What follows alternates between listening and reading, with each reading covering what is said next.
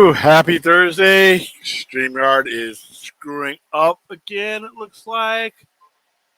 Okay, yeah, see, I'm starting to get like delayed messages. I'm keeping track of it so that I know when you guys are notified that the um the stream is actually live. Lately it has been getting later and later.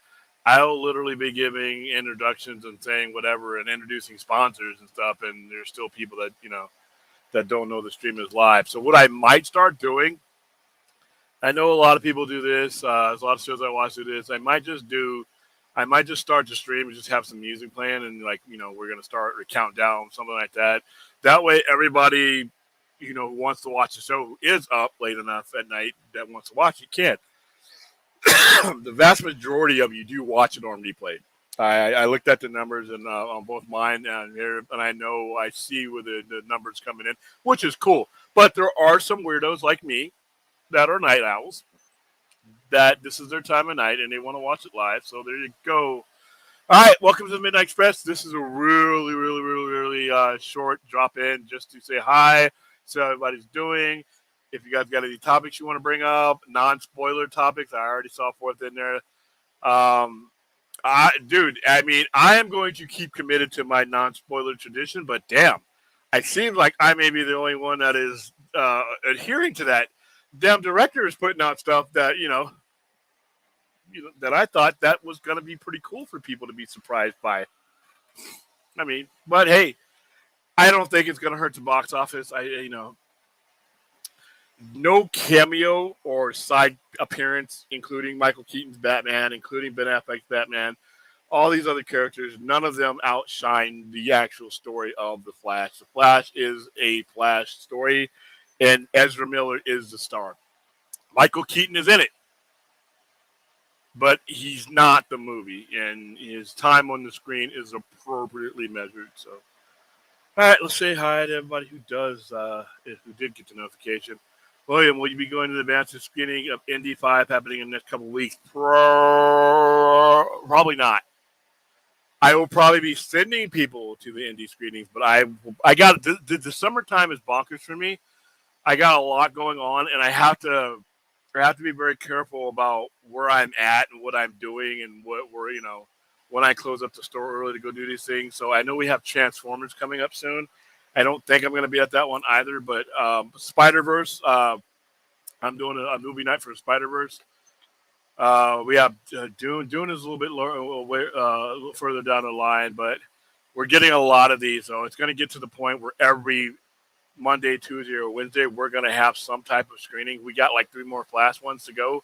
So right there, I don't know. I have to be very careful what ones I pick to go to because I can't go to them all. Okay, how you doing, Vince? Yeah, sorry, can't do it. Like I said, you don't even have to depend on me to give you a flash spoiler. I mean, Muschietti gave a big one today. I don't even want to even repeat that there. Jeez, dude. Yes, I will. That one I will be going to because I love the Mission Impossible movies, and those usually are at a time I can go. Yeah, no spoil. I'm not gonna do any spoilers. Like I said, every now and then our intermediate pops into our chats and stuff like that. They won't say anything, but just to keep an eye on us, make sure we're not giving spoilers out and ruining the movie for people. No spoilers. It's 2 a.m. for me here. Yeah, see, yeah, it's midnight for me. Yeah, no, you kid. So I hear the version you watch is not final. That is correct. There was a message from the director before the movie plays. I hear the mystery at the end will be shown. Yeah, yeah. When like I said, I don't know how final our cut was, but Andy Muschietti and his sister did get up there, and they right before the movie begins tells you that this is not the final version of the movie. So there may be some other things added. There are no end credits in the version we saw, and it's the same way as it was in CinemaCon. As soon as the movie's over, it goes to black, and it gives you the little IMAX logo, and then the lights come on.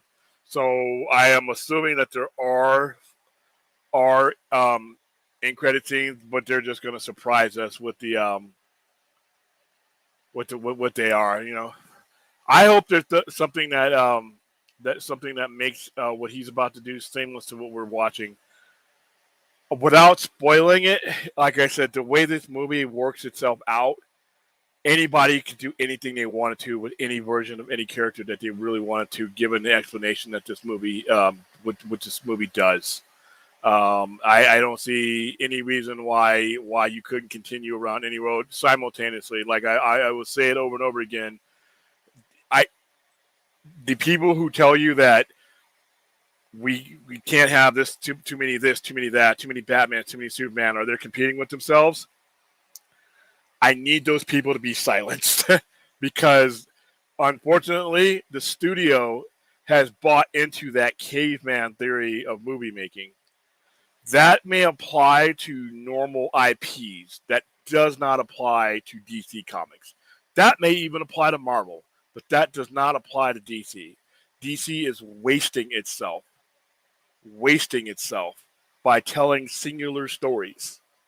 And I hope that James Gunn, being a comic book fan, has understood this and will go in whatever direction the success takes him. If this movie does very good money, continue to do stuff along this line. That's not going to hurt your version of it. You think your fans are so stupid that they're not going to know your Supergirl that you're creating from Tom King's version and the Supergirl that's in this Flash universe? If you guys did continue a version of that character, fans are not that stupid. We do stupid things, but we are inherently not that stupid. And creators, if you've hired a creator and paid them a bunch of money and they're an idiot, then that's on you. But I don't think that's the case anyway. So, yeah, that's what I'm hoping for. How you doing, Jacob? Oh, here we go. About to be interviewed by Jacob William. Thought on James Cameron reported said he had started writing a new Terminator. However, he's waiting to see how IO develops before continuing scripts. I don't know why that would make any difference. I mean, you were so far ahead of the game when you released the first one. Why just pretty much use your imagination? I mean, that's what the Terminator was. I don't need him to create something that's exactly what I'm watching. I can watch that on the news. I don't know. I had the movie spoiled for you already. On purpose, or did you ask, or did somebody just screw up? Let's put it this way. The Flash or Snyder first plan is going to dig this? Yes. Yes. I am one.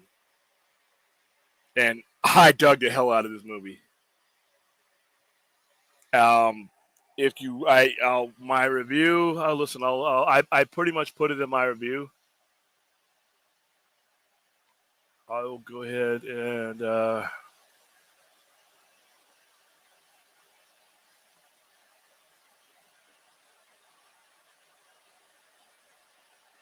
hold on for a second. Here you go. I'm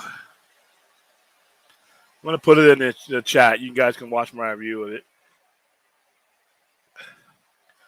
But in my opinion, anybody who had any concern about Andy Muschietti's handling of those characters, you need not worry. You need not worry at all. He does a great job. The spirit of those characters is there. I recognize every character that he brought over. I recognize them. They were the characters that were in the movies that I had seen, and they are done correctly, in my opinion. I think if you're a Snyder fan, I think you're going to love this. You're especially going to love the first 15 minutes. I love the whole movie. I felt, in my opinion, and everybody's going to be different. Everybody's going to be objective, that it maintained the tone and the spirit of Snyder's work. At the same time, it is a Flash movie. This is his time to shine, whereas all the other movies focus on Batman, Superman. Even when Ezra is in Zack Snyder's Justice League, it's an ensemble movie. This movie carries the same tone and feel, but Andy Muschietti has made it Barry Allen's movie, and it's a great movie. Viking King, just finished watching Fast Ass William. What did you think, man? I didn't go see it. Did they dial back on the ridiculousness? I mean, are people just like literally riding a rocket on a saddle? I mean, what's it like, man? Did you enjoy it? Let me know. Found out that August Ghost, Amarth Disturbed, Breaking Benjamin, and Ginger is going to be here in my area. Finally got some good concerts. Dude, we've been getting a lot of concerts out here, dude. We just had Lacuna Coil, Birthday Massacre, a couple of different bands because we have that fairgrounds that's right down the street from me now. William Thal and Kevin Feige also confirmed that Marvel once had talks with Robert Downey Jr. Yeah, I knew about this, about playing Doctor Doom. I think everything turned out right. Blue Beetle might also have advanced screening like this. Like, no, Blue Beetle's definitely going to have advanced screening. I've already been told that, but I don't know if I'm going to those. Blue Beetle's one of those movies. If I happen upon it and it's fun, great, a bonus. I'm not anticipating Blue Beetle. I never was anticipating Blue Beetle even before the regime change because I was so irked that why are we making Blue Beetle movies when we don't even know what our Superman is doing? I'm not saying don't make Blue Beetle movies, but put these movies like the Black Adams and Shazams and the Blue Beetles in a position to win by having your Trinity there to support them. So yeah. The Flash creator, Mission Impossible, Blue Beetle, Dune. The creator, we played the trailer the other night, and I didn't know a lot about that movie, but I am amped. Well, now that I've seen that trailer, I am amped for the creator. Mission Impossible, in my opinion, there hasn't been a bad one. I know people say 2 or 3, some of them are bad. No, every Mission Impossible movie has satisfied me. Blue Beetle, like I said, if I'm around, I'll see it. Dune is up there on the list for me. Spider-Verse is my next one up. I am anticipating seeing Unicron and Transformers, but the Transformers movies, the Beast Wars, is not something I'm like going to jump out of my seat to go see. All right, hold on for a second because this air conditioner blew up.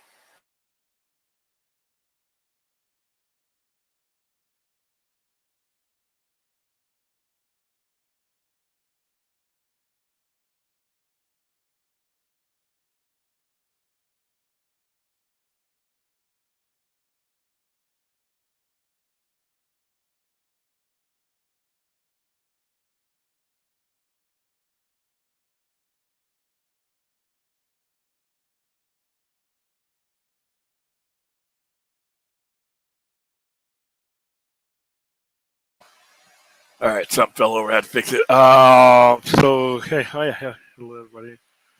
All right, William Donald, Bill Lord, and Chris Miller on if there is a chance Nicolas Cage will play Spider-Man in the live action series. They say there is any chance, or there isn't any chance. I don't know. I mean, I would have said no, but because I didn't think he could be.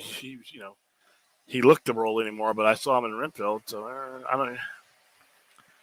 That's a lot of money, though. I mean, I don't know. Nick Cage is doing stuff on the discount too. He's been in some lower budget movies just to keep going. So I don't know. I mean, it'd be interesting to see it. It is not necessary though. It'd be cool for him to reprise a role, but it's not necessary. But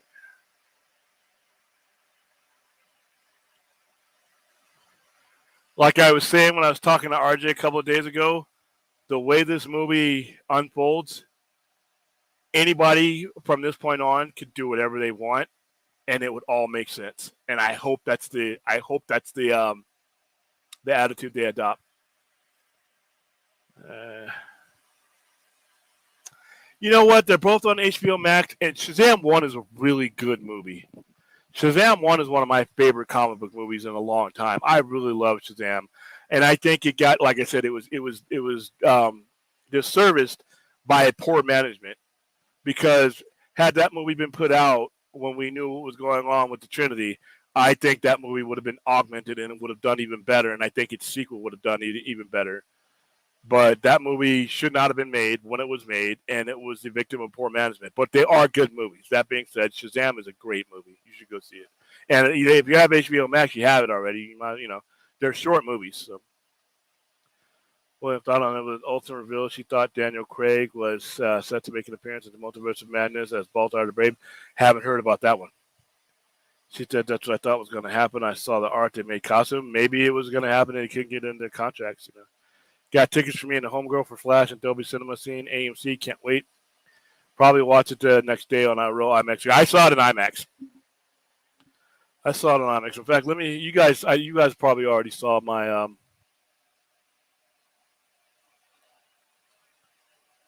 hold on. Dude, why is this? Did people wait till I get on the air to message the hell out of me? That's like you had all day text message me, and then when I get on the air, ding, ding, ding. All right, let me show you. See, there's my IMAX screen. Let me share this with you guys. Oh, by the way, before we even go further, just like I said in my review, you have to find a way to give me more of this version of Supergirl. Find a way.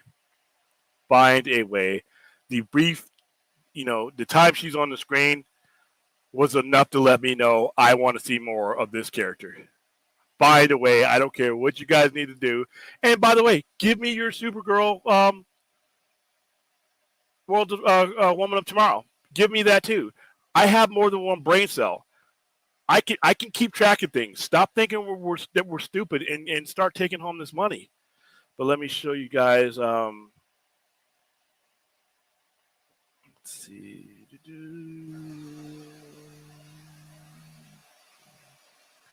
Yeah, see, we got to see it in IMAX. So I don't know if there's any other. I don't know if there's I don't know if I want it. Usually, I'm not the biggest IMAX fan. I don't have to see a movie in IMAX. But the first 15 minutes of this scene, of this movie, you really need to see an IMAX, man. It is the wildest opening scene of any superhero movie I've ever seen in my life.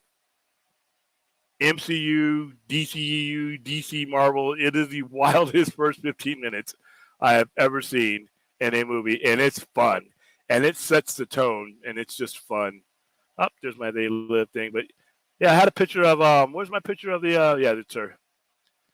I posted this right after, because on Twitter, whatever. I mean, I have to have more of that version of Supergirl. I was trying to get you to the picture where there was a guy there dressed up as Flash. He was part of Critical Care Comics, and I've worked with those guys because we donate comics to them. And he was there dressed up in it. And it's on my Twitter page and on my Instagram.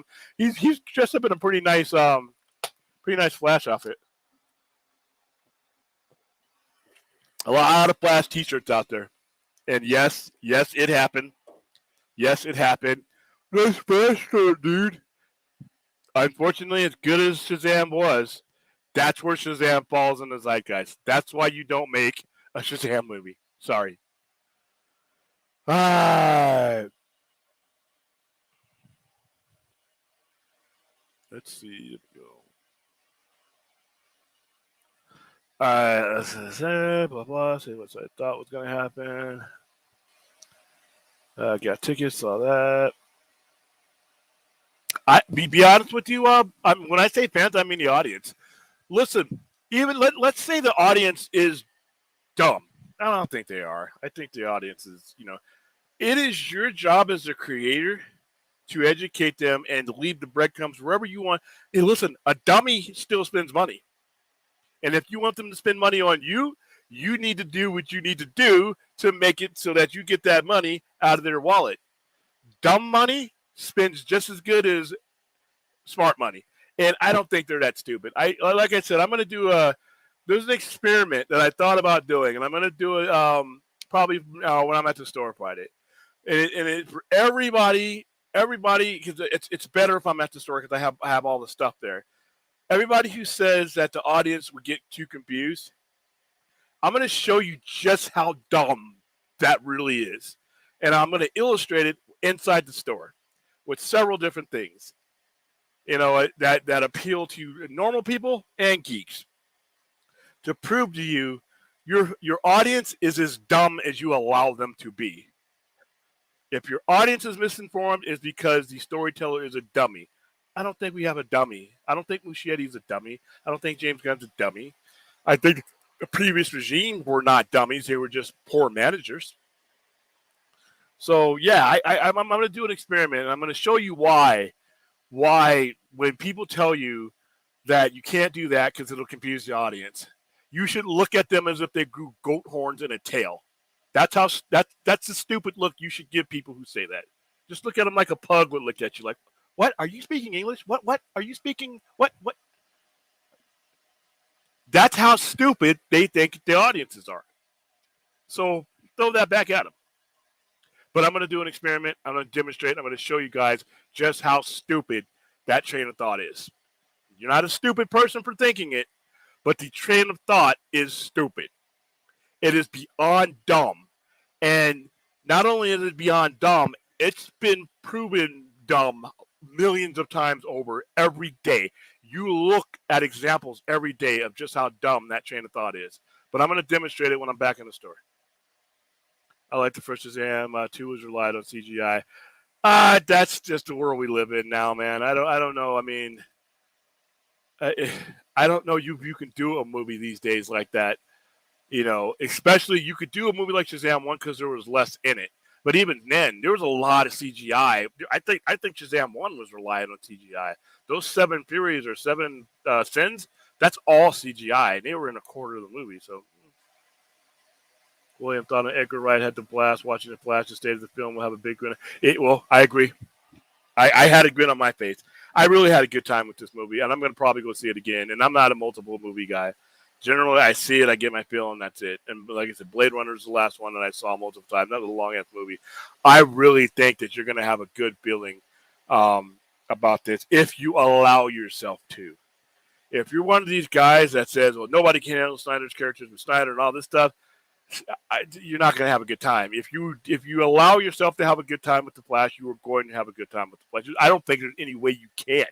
Like I said, the first 15 minutes, if you don't have fun in the first 15 minutes of The Flash, you may want to check your blood pressure and make sure you're still alive. That's how I felt about that one. So, damn it, listen, it's a late night stream, Jalen. Don't worry, man. There's no such thing as being late for something called the Midnight Express. If I'm still on the screen, you're not too late.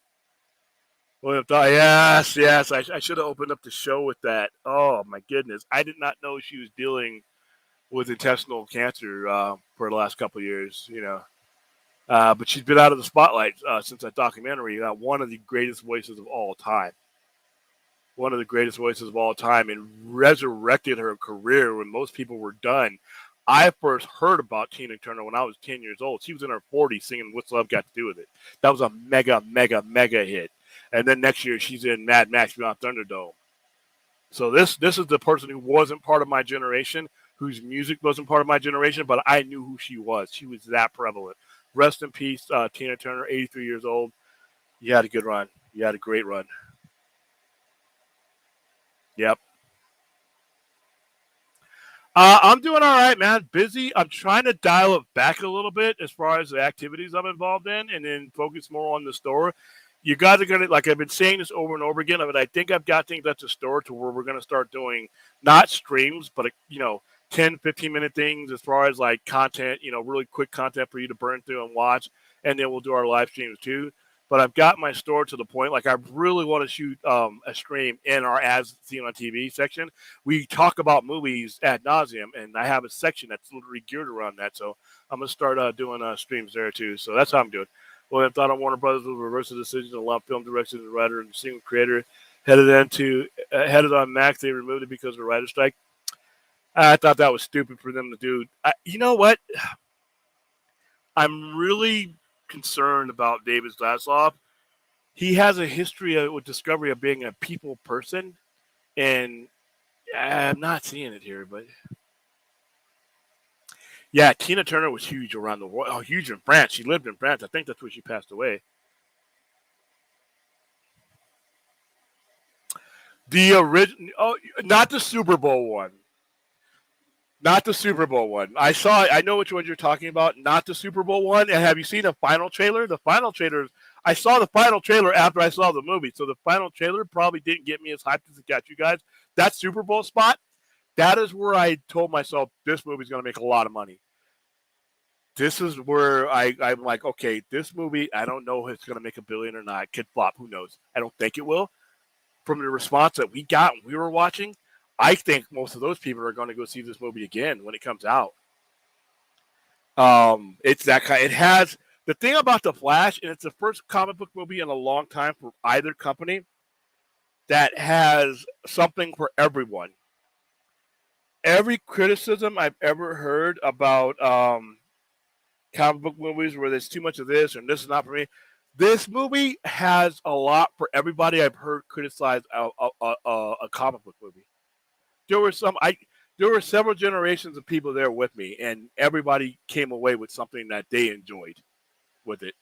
So that's when you know you could have a movie that can make a lot.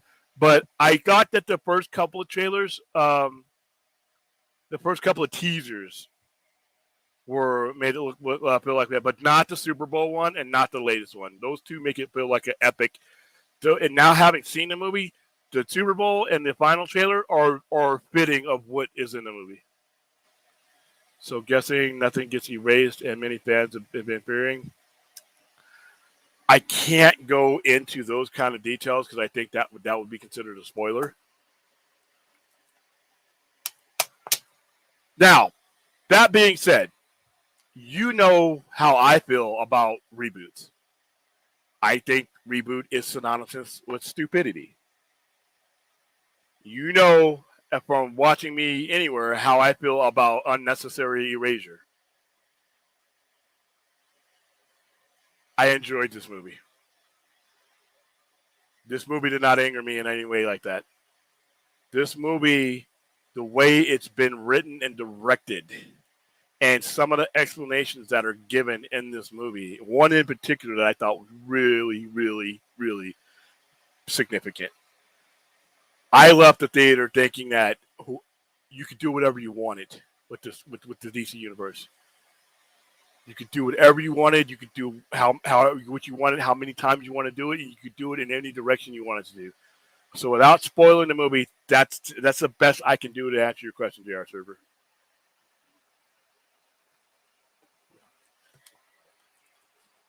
There we go.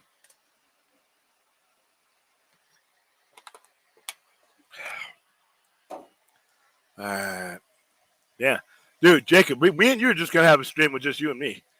It's just going up. Donald, Kristen Stewart, Josh O'Connor, and Elle Fanning will star in. I don't know anything about this movie, man. Sorry. The Dark Satire films. No sooner had I tell you, I know you're gonna let me know. You didn't you bring this one up before? I think you brought this up before. You know what? You had me at dysfunctional and murder. Maybe I'll go see it. Jared from Comic Sig, how you doing? What are the odds that if the Flash makes $1 billion, that they explore more of these characters, i.e., for example, Snyderverse Convention? All right, this isn't a spoiler. I have said this prior to me seeing the movie. I have put out the question that if not only is this movie successful, but if people make an intellectual connection to these characters that are in it, that there would be a question, and I can't tell you what they're thinking. But at the very least, the question needs to be put on the table about how do we exploit this. Fanboys will tell you, move on, it's dead.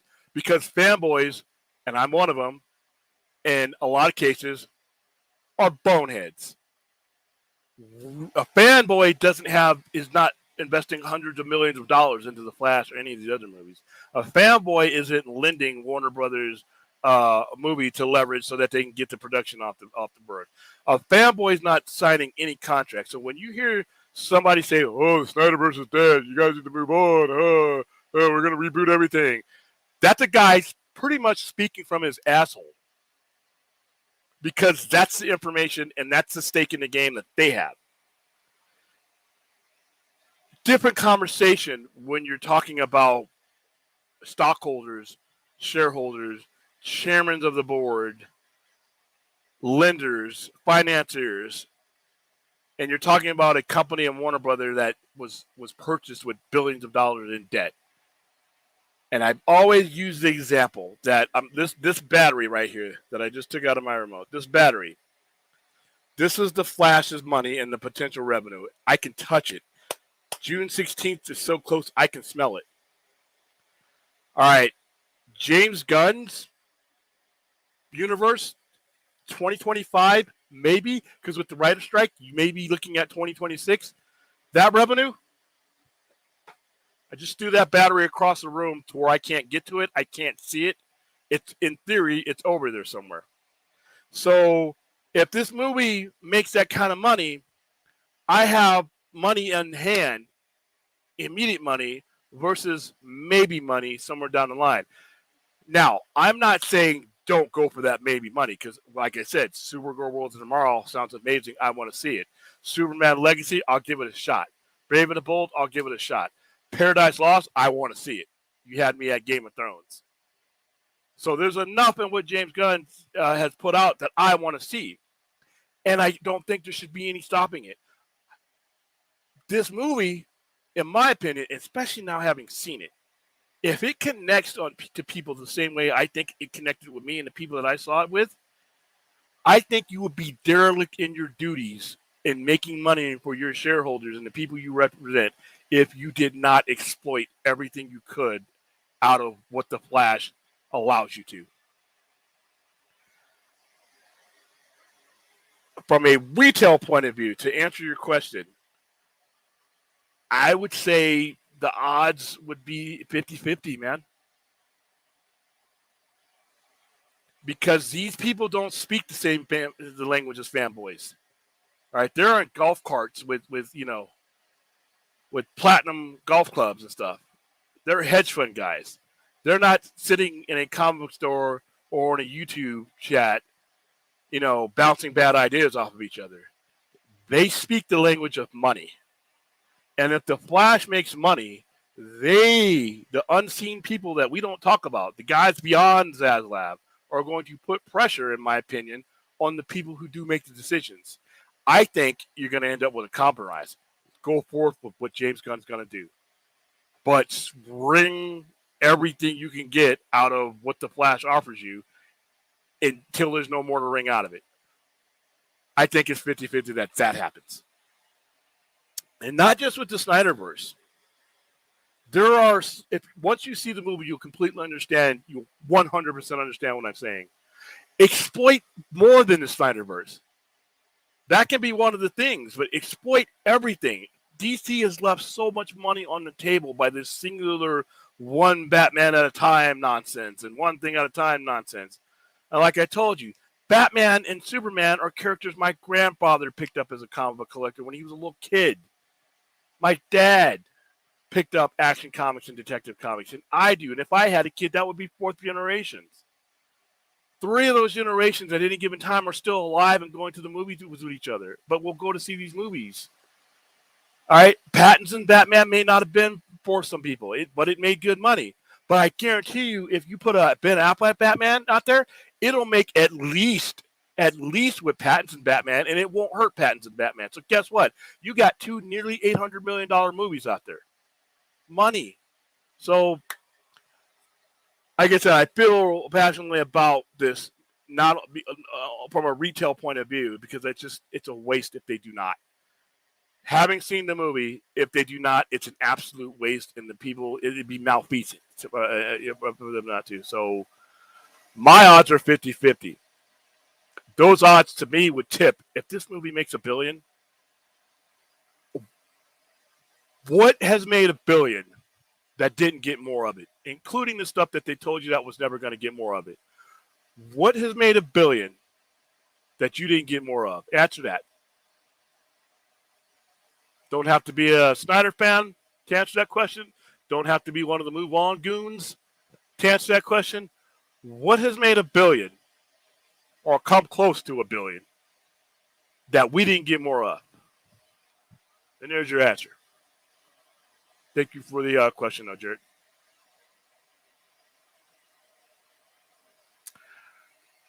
Maybe it looks like a fun movie. I'm just not like I said, I'm not going to run away from Blue Beetle, but I'm not going to run to it. Maybe another trailer might help me. I don't know. Thoughts on Aussie Open being signed? I thought that was a good move. There's, by the way, get well, Mark Davis. That sucked, dude. They fight to win the IWGP titles and the Strong titles and some of the best matches that have been put on by a tag team in the last 2 or 3 years. And then Mark Davis gets injured and they have to relinquish the titles. That sucked. However, them signing with AEW is a good thing because of their connections to New Japan. New Japan and AEW and Impact all have relationships to where their wrestlers are allowed to wrestle between. So if they were going to sign a big money contract, it would I'm glad they did it with ADW. And same thing with FDR. FDR did it for the same reason. You get decent money, but if you fold out of a storyline or something like that, or if you want to go make some of the Japanese arena money, you can do it, and your contract is pretty much baked into it. So I love Aussie Open. They are as close to the perfect tag team as you can get in this generation. I really enjoy Aussie Open, and I'm saddened that they had to relinquish this title, but good signing by AEW. William thought on Pedro. Oops, hold on. That's my mom texting me.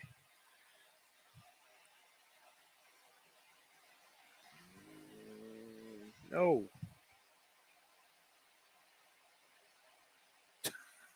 Sorry. Thought on Pedro Pascal being called Daddy online. He says, I'm having fun with it. Oh, the daddy thing, it seems like a role. Hey, you know what? If it works, man. I got that right down, yeah. He's a good role model. Wow. Haven't heard too much about that. I love Jamie Foxx, but I haven't heard a lot about that. Will you be going to Craven 100 and Marvel's Advanced Training? I'm going to pass on the Marvel because I wasn't a big fan of any of that. I will be going to Craven because from what listen, they showed some pieces at CinemaCon and somebody texted me and said, this movie, I thought of you. They thought of me. When Craven bites some guy's nose off, they instantly thought of me. And I'm like, you already have. You know there's going to be death. We already have dismemberment in the trailer. Bites off a nose and spits it at the camera. So we have 2 of the 3Ds. And you know it's a comic book movie, so there's going to be destruction. I'm in. The Marvels, nah. I didn't like Captain Marvel that much, to be honest with you. I thought Brie Larson was misused. I thought everything about that was misused. Maybe I'll look at it in a brighter light after Secret Invasion, but as of now, I was not the biggest fan of that, so I'm not jumping at the bit. Have not seen Red Pill yet. I saw Nicolas Cage's performance as far as in the trailers and the bits that they sent us to promote it, but I did not get a chance to see it, and I still haven't seen Evil Dead. I'm pathetic. Yeah, well, I enjoyed Fast X, but I had a problem with Jason. Him playing the villain in the movie was too short, and the ridiculousness was too much, but that didn't overshadow the movie for me. I heard a lot of people enjoyed it. I heard they dialed it back from the ridiculousness of 9. It's doing really well overseas, though. The Flash had 2 endings in the test screenings. One was okay. Well, I don't know if I should even answer this because I might screw up and spoil it. The Flash had 2 endings in the test screenings. One with Sasha Calle and Keaton in the new universe, and one with Cavill alongside Sasha Calle. Which do you think will be the final cut? I hope it's the latter.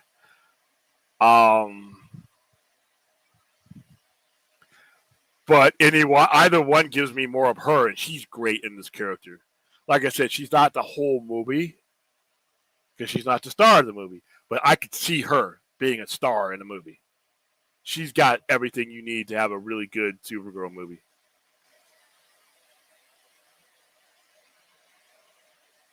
I just didn't like how the family-friendly Shazam was. I'm not saying it should be R, but just tell an honest story about mythology. I don't think that mythology was big on their list. I don't think that was their intention. See, the thing about Shazam and the mythology is somebody who reads the Shazam comics, the mythology story is better told than the comics for the most part. Once you start, that's the one thing I thought hurt Fury of the Gods, is that the gods are in it. They're just not a good plot device, in my opinion, in a movie. They are in the lore of Shazam, the gods are the lamest of his enemies. The mythology, and I hate to say this, but given what the character is based on, the mythology is actually, we know it's there, but it's not a good instrument to tell the stories with, in my opinion. That's just me. William, thought on according to Fantasy Fair, Christopher Nolan ensured every aspect of Oppenheimer the story is accurate. Okay. That's an extra step. A lot of people just don't. A lot of people don't do that simply because time. Like, if you watch Malcolm X, Spike Lee, the character that he plays in there is not a character that doesn't exist, but he only had so much time to get the points of view of certain characters that he made a composite character that was like 6 people, but it fills a void that the story needed. So if he's got it going down that way, that's good. It's, like I said, Oppenheimer is one of my movies on my list that I'm going to go see. He reproduced bomb tests without using CGI, hired real scientists as extra, recreated Los Alamos, and filmed inside historical Manhattan Project buildings, including the home of Oppenheimer, where his wife and 2 children lived. William thought on Florence Pugh shows so many people in the indie film world were really pissed off at her when she joined MCU. Yeah, a lot of people thought she sold out, but you know what? That's like Metallica making the Black Album. You can only play in small venues and stuff so long before it's time to cash in. Yeah, she's gone forever, and I'm like, no, I'm working as hard as I used to work. I've always done back-to-back movies, and a lot of these guys, just because they do these big movies, they still go back and do indies. What is Love got one of my favorite songs, and she recently passed away. When I found out Tina passed away, I started thinking about, you know what? I think a lot of people across America was thinking about their mother today because, like I said, I knew who Tina Turner was. And I know my mom and my dad. That's their generation. They love Tina Turner. And it's weird, like I said, for her to be transcendent to my generation. She was not met for my generation, yet I know who she is, and she made an impression on me. So I'm pretty sure there's a lot of moms, both here and gone, that made a connection to Tina Turner. Rest in peace, man. That's just, we're losing some giants, but you know what? They're getting in their 80s and their 90s, and it's all I ask. And I'll ask even for myself and everyone around me is that you if you can get a nice, good, long run. It's when things are cut short. When you lose people to disease and COVID and combat and all that, it's when you make it to your 80s and 90s, man, that you won. Is that a real IMAX screen? I thought IMAX screens are square shaped. Like the Jesse. If it's a 4.2, yeah, there's different ones. That theater where we were at, AMC Town Square, has different ones, different shape. Yeah, but that's IMAX. Yeah, that's IMAX. Do I have it up on the screen? Yeah, that is definitely, and it's a massive screen too. By the way, do I have Hold on, let me see if I can find my Instagram because my Instagram, apparently I put better better stuff on my Instagram than I do.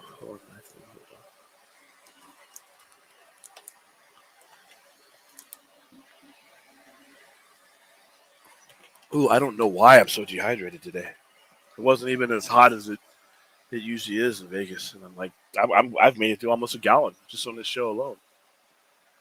All right, let me log into this.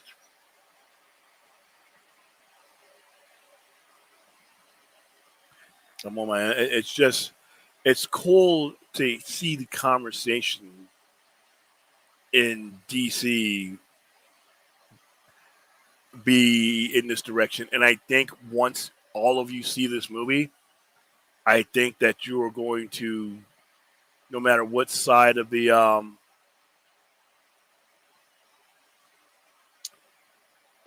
whole argument. Oh man, where is my? I'm looking for the picture that shows someone standing right next to the screen.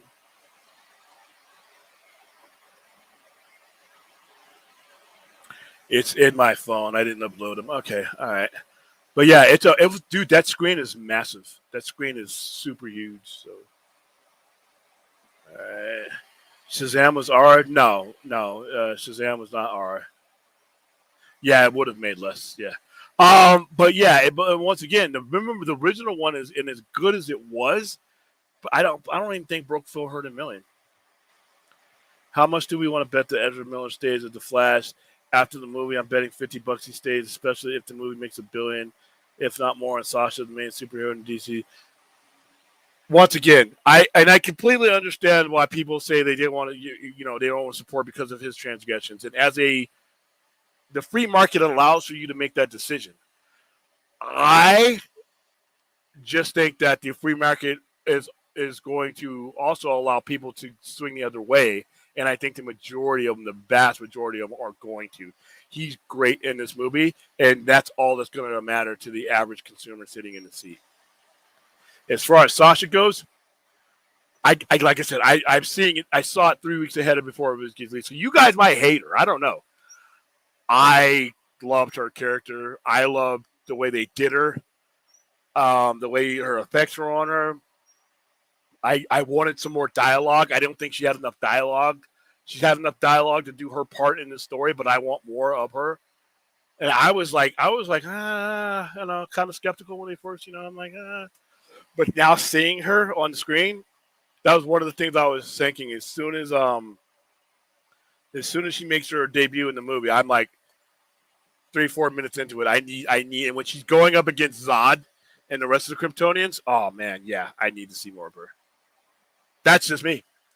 But it's going to be up to everybody else, though, man. I mean, if people feel the same way I felt about this movie, they're going to want more, in my opinion. And they're not. I don't think Joe Average is he's not sitting in YouTube with anti-Snyder guys and Snyder, cultists, whatever the hell they call us. They're not part of that conversation. We're meaningless to them. We are dwarfed by them.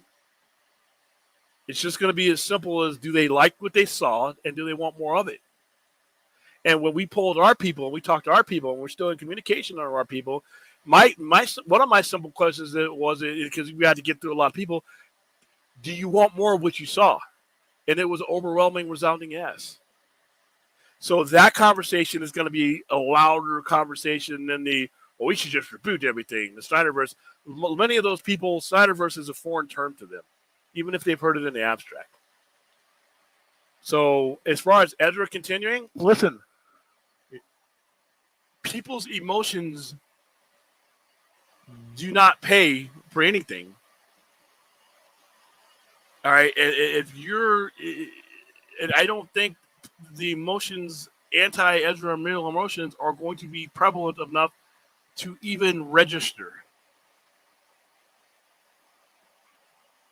Didn't register with any of the people that I talked to, that we went with, and that are going to go see it again. Almost to a person, those people, A, they wanted more of what they saw, and B, they're going to go see it when it hits the theaters. And I think that's going to be the overwhelming majority of people. And if your job, once again, is to make money for your shareholders and your investors, you do what makes money. And I'll say it over. Math is undefeated. He doesn't lose to YouTubers. He doesn't lose to pundits. He doesn't lose, or it. Math could be anything. Doesn't lose to Twitter heads, and it doesn't lose to emotions. Tell me something, if this movie does $1 billion, hypothetically speaking, what has made that type of money that we didn't get more of? And not just more of, with the people who brought it to you in the first place.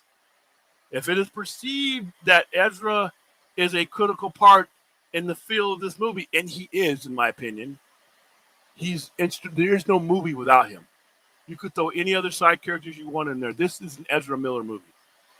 So if this is perceived that billion, that hypothetical billion is made, that he's a part of it, business is going to win. All right? Math is going to win. So I would suspect, and like I said, I don't have any evidence, that if there's any reason you don't see any more of this, it's not going to be for the reasons that people have been bellyaching about. Might be contracts, might be other things, who knows. But it is a business. They're in this for profit. And ask anybody that tells you that this will be the end and guarantees you that this is going to be the end, and we don't know. It could very well could be. But anybody tells you that I doubt that they'll do this, if once it hits $1 billion or 900 or whatever, once it hits $1 billion, Turn to those people and ask them, I need you to find me the last thing that made that kind of money, whether it was planned or not, that you didn't get more of. Remember the Joker? The Joker was a one-off, and we weren't going to see a sequel until the Joker made $1 billion. You know, that's how it goes. That's how it's supposed to go. All right, wait, you're wearing a Shazam shirt this whole time? Yeah. I'm doing business of the Sci-Fi Center. I try to be in my proper dress code whenever I'm doing something, related to the Sci-Fi Center. William thought of Matt Damon on Oppenheimer and Barbie rivalry. What? That doesn't even sound right. This is the first I'm hearing about it. People are allowed to go see the movies, 2 movies a weekend. Oppenheimer is one of the, one of them. I have no desire to see Barbie whatsoever. I have no desire to see it for free. I have no desire to see it anywhere. I do have a desire to see Oppenheimer. And I think the demographic split is so large, it's not going to matter. I think Oppenheimer is going to make its money and Barbie's going to make its money. Well, I think that they may be released on the same weekend, but like I said, that ain't going to matter.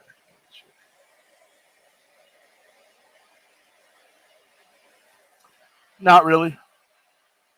If you mismanage it, yeah, but you have to. Any salesman or any creator, anybody that wants you to buy into what they're saying has to do the job right. If you do it half-assed, yeah, they will become cynical. But if each of the versions of those characters is epic, like if you put out a Ben Affleck Batman, we know that's epic. We know we've seen that character. He's epic. He's good in this movie too. And Robert Pattinson Batman, he's not my favorite Batman actor, but that is my favorite overall movie. So if you have an Academy Award winning director movie maker who puts out an epic Batman, and you have Matt Reeves who puts out an epic Batman, you're not going to have a problem. Now, if you put out some garbage, then fans should become cynical. But just the mere existence of the multiplicity of it is not something that has been proven that will turn people off. They haven't even tried it yet. They're using a model that applies to old Hollywood, but when you cannot necessarily apply that to DC. You're just leaving money on the table. William thought on Max features 35,000 hours programming. I just started diving into HBO or Max the other night and saw all the Discovery stuff. I am a Discovery Plus subscriber. I was fine with just it being that way, but once you look at it, you can kind of see why they did it. But it's like, dude, that's like a lot of stuff on that site. They need to simplify it a little bit. They're still working on it, but hopefully it works out for them. I mean, having all that stuff in one place, I know where to go find my stuff. So it's like another T-shirt.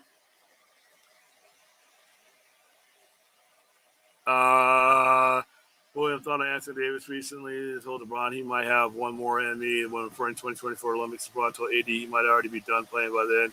I think LeBron is going to be back in the Laker uniform next year. William thought on Dennis Villeneuve says Florence Pugh, Zendaya, Timothée Chalamet, and Austin Butler will be the new power in Hollywood. Yeah, especially after Dune. Oh yeah, I can go along with that.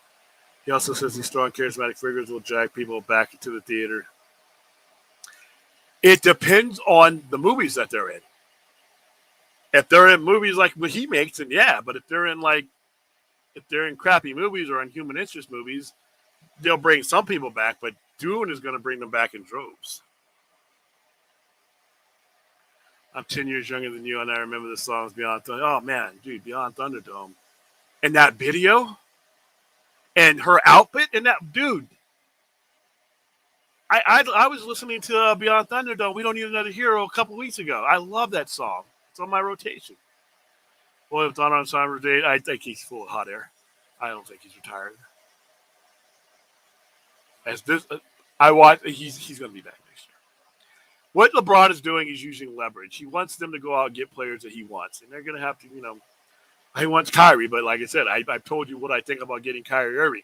If he takes a massive pay cut, you can grab him. But if he wants 49 whatever million or however his max is, well, you can't get him and have everybody else on the team because of the salary cap. So it'll be interesting to see. Thought on Martin Scorsese saying, "I'm at an age now where everything I try, I want it to manage me. It always did, but even more so because we're just running out of time." I can understand that. He's in his 80s. He's in his 80s. Francis Ford Coppola, Ridley Scott. They're just every movie could be their last.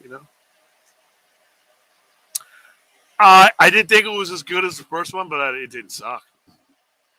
It could have done without some things, but I still enjoyed it.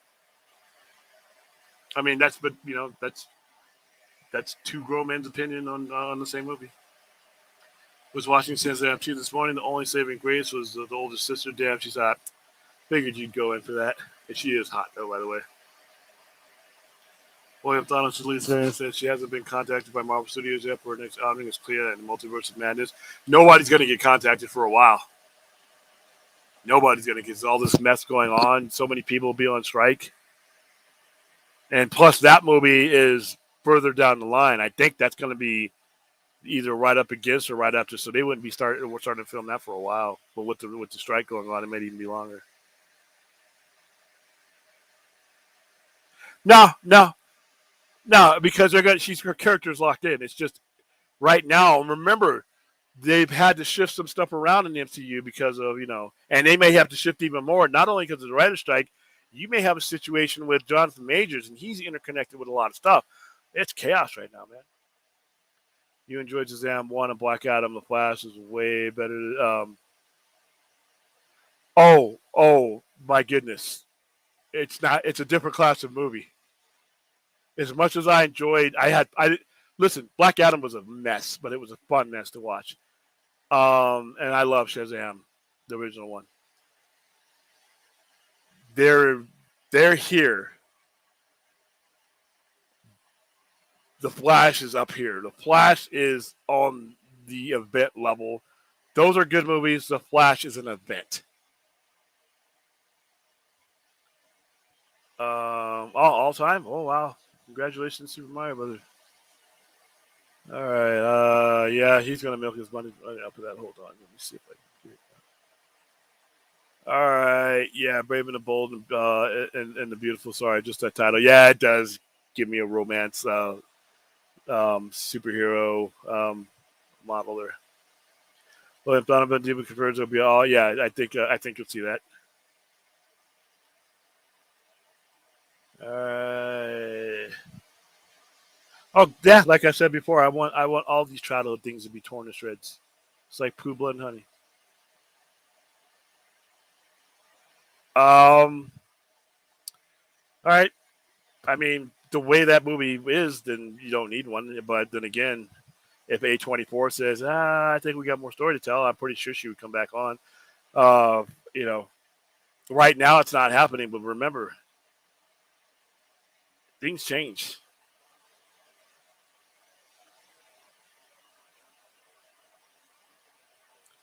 That song. That song. We don't need another hero beyond Thunderdome. The sound score. I love that saxophone in that song is brilliant. If I had another song that I would have to say is a favorite of mine, it's not wholly her song. Brian Adams and her did a duet. It's just about it's just love, and they perform it live. So if you can look at that, so those two. I mean, Affleck's script is written, Reeves isn't finished. WW can shoot that. Maybe Snyder's JL script is done too. Yeah, I mean, like I said, I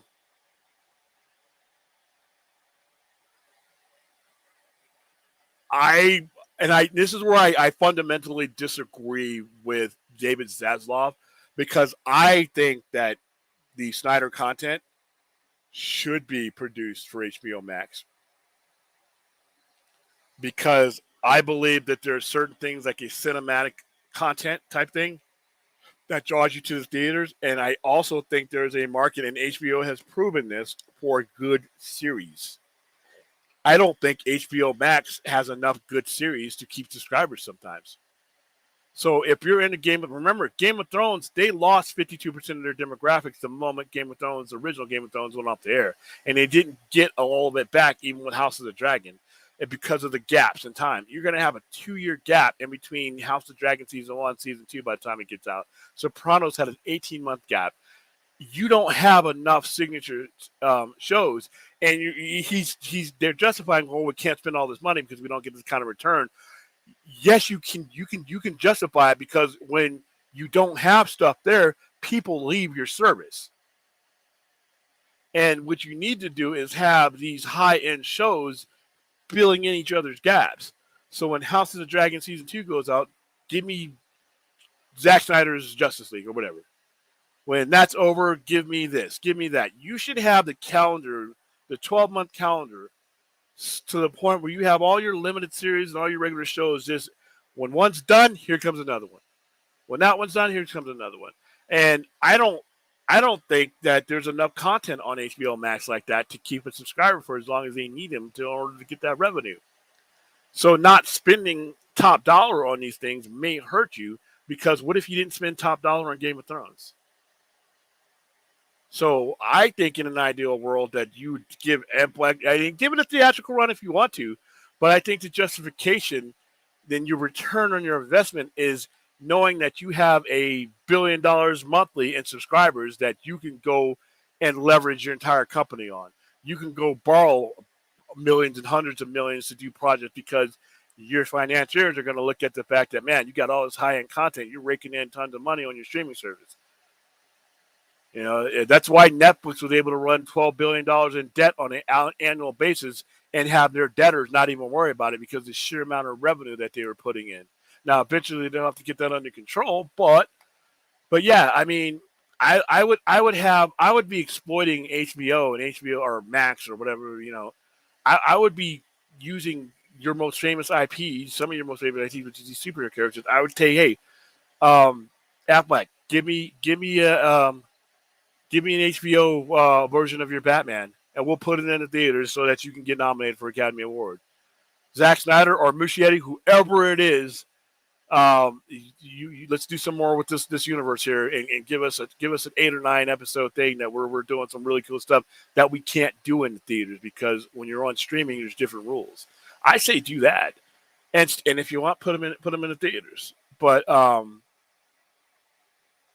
think that we're gonna listen. As much as I like Zaslav, I think his replacement, when he finally retires or goes down or steps down or or whatever, I think it's going to take a younger person that is not pushing 70 to have the vision to take these IPs where they can go on streaming.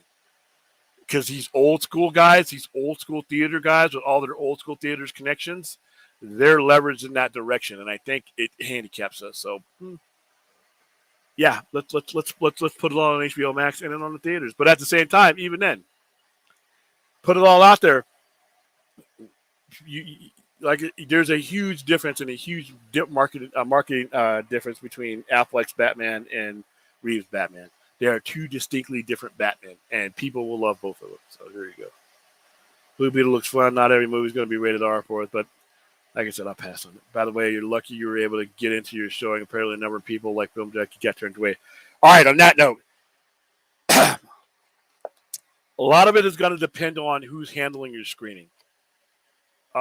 We have a company out here that's regional that works with us with Warner Brothers, and that these screenings are routinely overbooked. Now, there is no luck into me getting to my screening. Now, very rarely, there have been times, like I said before, where our VIPs or front of the line people have had to make different rooms like that. It's very rare, very rare. I think it's happened once or twice. If you're going on a general admission ticket, which is what he had, if I didn't know that was the access he had, I would have told him not to even get in his car. I tell people here in Vegas, because there's two different sets of people that are going to get in. They overbook. They hand out hundreds and hundreds and hundreds of tickets. Radio gives them away. They give them the comic book store. They get to hand out, and we call them paper tickets. Those guys are come first serve, and none of them are guaranteed to get in. For the most part, the sponsors, the partners, the people who are promoting the movie and showing the trailers and doing all that stuff, those guys are on a different list, a will call list. Those guys are generally going to get in, especially how it's organized. Those guys get let in first. your press, your influencers, your guys like me, because the way we promote the movie, we're on a list, and you just stand in one line, and they come out with their clipboard, and they start letting you in. And if there's anything left after that, then the general admission people get in. And sometimes, like our theater was 400 some odd. They were in I hear 150. That's first of all, I think they should have booked a bigger theater. Whoever did that, 150 seater, when you have that many VIPs on your list, and you know this is a big movie. I mean, if anybody who has a general admission ticket that's a first come first serve one that says it right on there that you're not guaranteed, you take your chances. I mean, he drove 2 hours. I feel awful, and I know somebody flew out. I wouldn't be flying out on anywhere. I wouldn't be going down the street from my house in 100-degree heat unless I knew I had a seat. Because the general admission is so. It depends on how they book the theater. Usually, for a big tentpole movie like this, you're gonna get a bigger theater. You're gonna get like that IMAX one that we're sitting in. I think that's about a minimum 256. Minimum 256. But we also have different sizes of IMAX theaters where we can put a lot in there. So yeah, that's how that works though. But it's usually the agency that books the theater and that handles all that. And I have been very lucky. Where I am lucky is the people that we work with. We've never had that issue, and when we have had it, they've taken care of it. So I'm sorry to hear about that, but that sucks. Not yet. Well, it's through the comic store, but plus we show movies, and how our relationship got with these guys is we licensed movies for years and years and years. Like the pre-Netflix era, we were showing movies, and we would license them directly from Warner Brothers, so we would end up on their list. And when it came time to promote like a sequel to a movie that we had shown, that's how we would make our connection. Like with Blade Runner, we licensed the showing of Blade Runner for our screening room. So we're on that list, and then that's how we met up with these guys. And it's like I said, the people we deal with, and I've heard nightmare stories all around, but the people we deal with, they're very organized, they're very professional, and if there is a situation to where like we did have to turn away a lot of people, but they are on, then they moved over to a different list to where they will get on. But yeah, Junkie drove 2 hours. I felt bad for him. I mean, I always told him, dude, come out to Vegas, I'll hook you up. But he's like, oh, I'm not driving 2 hours to Vegas. Yeah. Yes, R.I.P. to the great Tina Turner. Nobody said R-rated. Just want to see an honest life take on a few things that exist. Trying to be fun comes off as an there. I think trying that would have killed that movie. The things that, other than the things that killed the movie, like nobody knowing who Shazam is.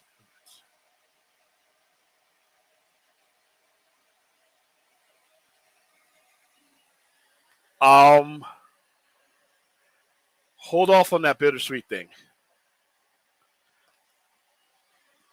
Let the box office math dictate our next step for them.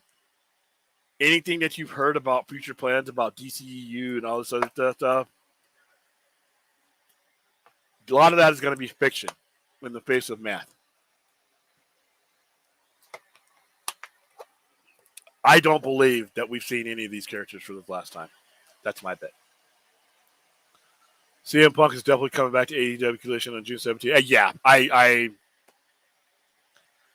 never thought he wasn't, even though I kept saying, all these stories about they're in negotiations and he's in breach of contract and all that. But no, CM Punk is definitely coming back to that show.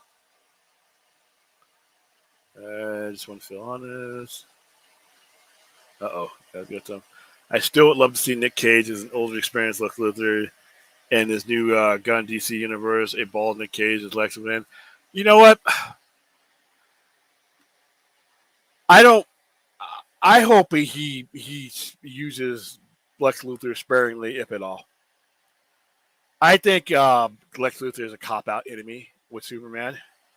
I think he could be in the background, but I want to see Superman fight a little more, vivid enemies that he's had to use. I really want to see Brainiac. I know people say, well, that's can't have Brainiac in for the first movie. Why not?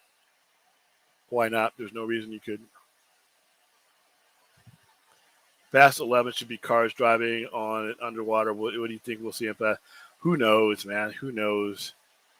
I mean, they've already been underwater, haven't they? They're riding on night. It's just, I don't know. I guess I'll have to watch some Bugs Bunny and Wile E. Coyote to give me some ideas of what they're going to be doing next. All right, they're trying to like a little comedy. Yeah, Oppenheimer's on my list. Yeah, yeah, we don't need. That's my favorite song from them. Like I said, the guitar, not the guitar, the saxophone solo one there is, back in the era of guitar solos, he's doing a sax solo on that one. So I'm looking forward to the dialogue. We've always heard what Oppenheimer says, and historically what he was reported to have said to people. I'm looking forward to seeing that dialogue translate over into the actors. All right, see you later, Viking. Yikes. All right, how you doing, Chappie? I am drinking Mio water with orange vitamin B or vitamin C additive to it. This afternoon, I had a very nice debate with someone on why I think Electra's Director's Cut is a very good movie and a little bit underrated. It's been a while since I've seen that movie. Titanic is the only the 20 not to get a sequel besides Top Gun Maverick. And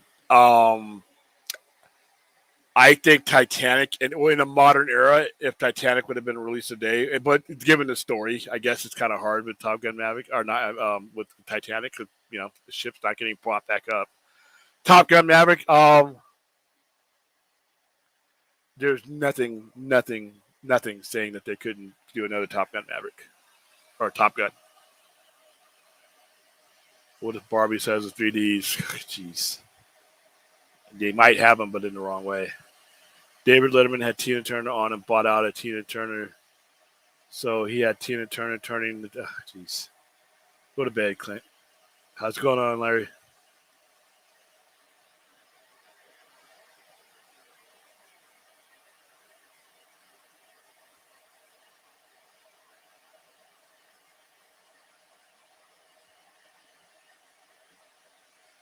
I haven't seen that. I know in the movies when they do the DC thing, he's there. All right, so we're gonna start moving through. I don't think he's blacklisted, and the character is the character. I don't think. I don't think that would matter.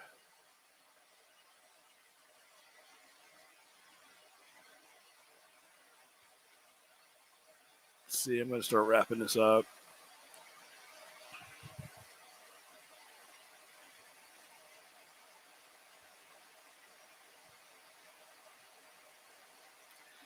And you would have ended up like they did. Most likely, James Gunn doesn't want to work with people that cause problems. He wants professionals who want to do a job. I don't think he has. He's never stated that he has an issue with Ray Fisher at all, and he doesn't have any regard for the people who caused the issue with Ray Fisher. So, he doesn't seem like a guy who's going to judge someone on what issues they had with someone else, especially given that someone else was probably the worst group of people to manage a company into the ground as anyone else. So, I don't think he's going to use data from that. That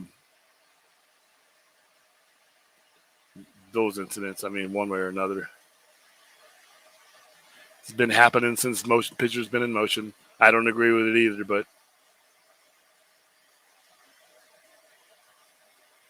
do you know that originally they were going to keep HUD alive? Why? He was the dumbest one in the movie, but okay.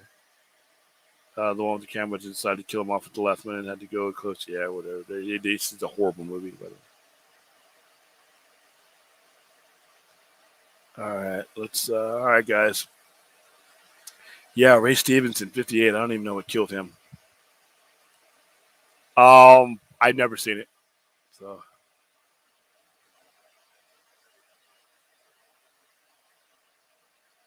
all right. Bugs Bunny, okay. I think they're the inspiration for all of them, especially 9. Holy shit! All right, guys, that is it. I am running out of gas, and I got to eat, and I got to go to bed. Thank you all for being here. Thank you all for being the best part of this whole YouTube experience, and I will see you more than likely on Friday when we resume our Star Trek show, and then on our overnighter on Saturday. So, all right, guys, be safe, get some sleep.